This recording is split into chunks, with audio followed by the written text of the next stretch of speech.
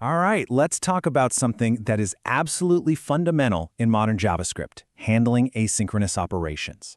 Today, we're going to break down the two heavy hitters, promises and async/await, so you'll know exactly which one to reach for and why. Seriously, think about it for a sec. In your own code, what do you do when you need to wait for something? Like fetching data from an API or, I don't know, reading a file. If your whole app just froze while it waited, well, that would be a terrible user experience, right? And that is the exact problem we're solving with asynchronous programming. So let's dive right into this whole challenge of waiting and see why we even need these special tools in the first place. I love this analogy. It's kind of like ordering coffee. You don't just stand there, glued to the counter, staring at the barista, right? No way. You get one of those little buzzers. That's your placeholder, and you're totally free to go find a table, check your phone, whatever, until it goes off. In JavaScript, that little buzzer, that's our asynchronous tool. It lets the rest of our code keep on running while we wait for something else to finish up. And that brings us perfectly to the original solution for this whole problem, a really foundational tool called the promise. So, what is a promise? Well, it's pretty much exactly what it sounds like. It's a guarantee, a promise from your code that you'll get a result, eventually. It's not the final value itself, but it's a placeholder for that value. Every single promise goes through three distinct stages. First, it's pending. This is like when you're waiting for your coffee. The order is in, but it's not ready yet. From there, it can go one of two ways. It can be fulfilled, which is success. You got your coffee. Or it can be rejected. Maybe they ran out of oat milk, right? The operation failed. Okay, so how do we actually handle those outcomes in our code? We use these cool chainable methods. To handle a success, a fulfilled promise, we use .then. You can think of that as the happy path. And for the failure, the rejected promise, we use .catch to, catch any errors. It's a really clean way to manage both possibilities. But there's always a but, isn't there? This is great for simple stuff. But what happens when you have a whole sequence of things that need to happen one after the other? Like first you get the user, then you get their posts, and then you get the comments for those posts. You can end up with this long nested chain of .then blocks, and it can get really hard to read and debug.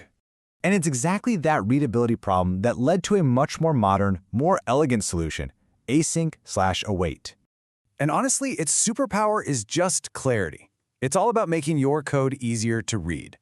Async await takes all that potentially complex nested logic from promises and lets you write it in a way that looks and feels almost exactly like normal, synchronous, line-by-line code. So let's see how it works. First, you mark a function as async. That's the key. Inside that function, you can use the await keyword. What await does is it literally pauses the function right there until the promise you're waiting on is finished, and then the result just gets assigned to a variable like normal. For handling errors, you just wrap the whole thing in a standard try-catch block, which is a pattern pretty much every developer already knows. The result? Look at it. It's so much cleaner. All right, we've seen them both in action. Now let's put them head to head. This chart really spells it out, doesn't it? With promises, you've got your .then and .catch chains. With async await, you've got the async, await, and try-catch keywords. And the biggest difference here is readability. Async await just looks synchronous, which is a massive win. And that clean structure, plus the familiar try-catch for errors, makes debugging so much easier. You can actually set a breakpoint and step through your async code line by line, which can be a real headache with .then chains. Okay, now this is probably the most important thing to get. Async/await is not a replacement for promises. It's what we call syntactic sugar. That just means it's a nicer way to write something that already exists. Under the hood, under all that clean, synchronous-looking code, the JavaScript engine is still just running good old promises. You're still using them. You're just using them with a much prettier, easier-to-read syntax. Okay, so knowing all that, how do you actually choose? Which one should you be using in your projects? Let's talk about some best practices. Honestly, the guideline here is pretty simple. Just default to async/await for most cases. The readability and debugging benefits are just too big to ignore. The main time you'll want to reach for raw promises is when you need to run a bunch of things in parallel.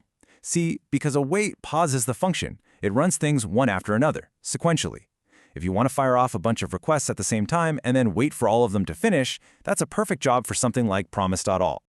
So, if there's one thing you walk away with today, let it be this. Both of these tools are designed to solve the exact same problem. But async/await was literally created to make our lives as developers easier. It's all about providing a more intuitive, more readable way to write our async code.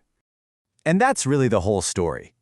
Now that you have a solid handle on how to write clean, elegant async code, the door is wide open for building faster, more responsive, and just better applications. So the only question left is, what are you going to build next?